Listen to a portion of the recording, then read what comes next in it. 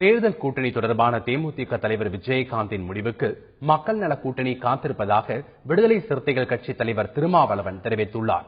பாஜக மாநில தலைவர் தமிழிசை சவுந்தரராஜன் இல்ல திருமண வரவேற்பு நிகழ்ச்சியில் பங்கேற்ற பின்னர் செய்தியாளர்களிடம் பேசிய திருமாவளவன், மக்கள் நல கூட்டணிக்கு வருமாறு தேமுதிக தமாக கட்சிகளுக்கு முறைப்படி அழைப்பு விடுக்கப்பட்டுள்ளதாக கூறினார்.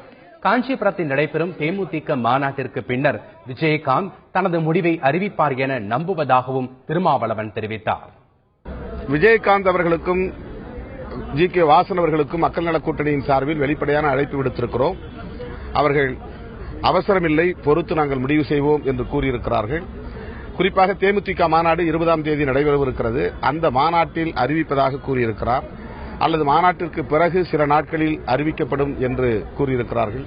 எனவே நாங்களும் அவசரப்படவில்லை, அவர்களுடைய முடிவுகளுக்காக காத்திருக்கிறோம். மக்கள் நல கூட்டணியில் பிளவு ஏற்படும் என்ற சிலரது ஆசை நிறைவேறாது என்றும் திருமாவளவன் குறிப்பிட்டார். அத்திக்கடவு அவிநாசி திட்டம் தொடர்பான வாக்குறுதிகளை திமுக அதிமுக கட்சிகள் நிறைவேற்றவில்லை என்றும் அவர் குற்றம் சாட்டினார்.